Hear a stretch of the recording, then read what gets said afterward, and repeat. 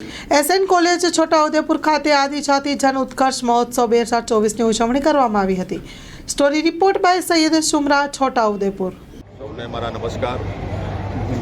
અમારા આદિવાસી સમાજ માટે આ ગૌરવની બાબત છે કે આપણા સન્માનીય દેશના પ્રધાનમંત્રી નરેન્દ્રભાઈ મોદી સાહેબે 2021માં આઝાદી કા અમૃત મહોત્સવની ઉજવણી કરીને એમાં જ્યારે 75 સ્પોટ જે જોયા, દેશને આઝાદી આપવા માટે જે બલિદાન આપ્યું હતું આદિવાસી સમાજ એમાં સર્વપ્રથમ રહ્યો. અને એમાં આપણી ઝારખંડની ધરતી પરથી આપણા બિરસા મુંડાનું નામ જે આવ્યું, અને 1875 અને 1900ની વચ્ચે 25 વર્ષની નાની ઉંમરમાં એમણે દેશને આઝાદી અપાવવા માટે અને આદિવાસી સમાજમાં પડેલી સુષુપ્ત શક્તિ રાષ્ટ્રપ્રેમ, દેશપ્રેમ જગાવવાનું કામ કર્યું અને દેશને આઝાદી અપાવવાનું કામ કર્યું અને એમાં બલિદાન આપ્યું.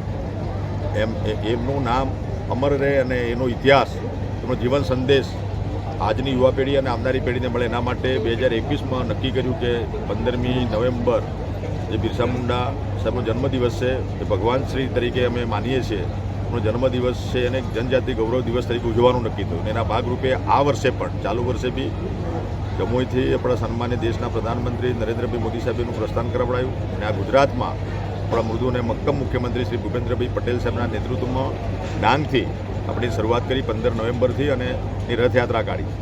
એટલે આજે આપણા જે 14 જિલ્લાઓ, 53 તાલુકાઓ અને 80 જેટલા નાના મોટા સ્પોટ છે, એમાં ફરીને યાત્રા આદિવાસી વિસ્તારમાં પ્રસાર થાય અને બિરસા મુંડાનો જે સંદેશ છે, એનું જીવન અને કવન છે, એને પત્રિકાના રૂપમાં લોકોની વચ્ચે એનો વિચાર જાય, સાચો ઇતિહાસ લોકો પાસે જાય, એનો આ પ્રયત્ન છે. એનાથી આગળ વધીને એને વિકાસના રૂપમાં પણ ઉજવવાનું છે. આજે 80,000 કરોડ રૂપિયા પણ મોદી સાહેબે જન્મજયંતિ નિમિત્તે પૂરા દેશના આદિવાસી સમાજના ઉત્થાન માટે આપ્યા છે.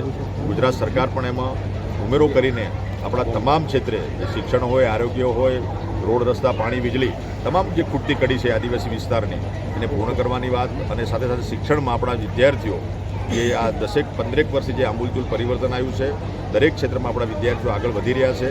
અને મેડિકલ ક્ષેત્રે પણ તમામ સીટો આજે ભરાય છે, એનું ગૌરવ છે, એનો આનંદ છે.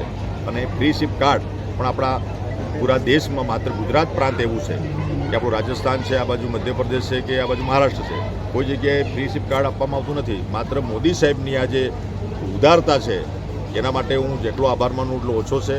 જમ્મુથી મોદી સાહેબે આ વખતે એક વાત કરી હતી, આ પત્રકાર મિત્રોને પણ ખબર હશે કે એમને કહ્યું હતું કે એ જીસ આદિવાસી સમાજ કો કોઈ પૂછતા નહીં થા, ઉસકો મેં પૂજતા હું, એવો શબ્દ મોદી સાહેબે અમારા માટે વાપર્યો.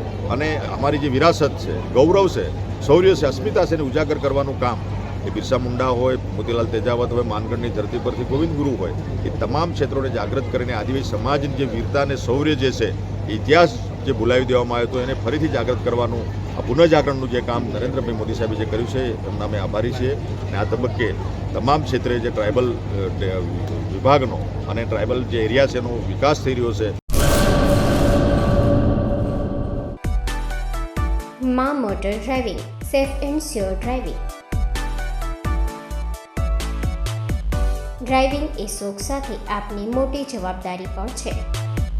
અમારા ઇન્સ્ટ્રક્ટર દ્વારા સચોટ અને સરળ માર્ગદર્શન.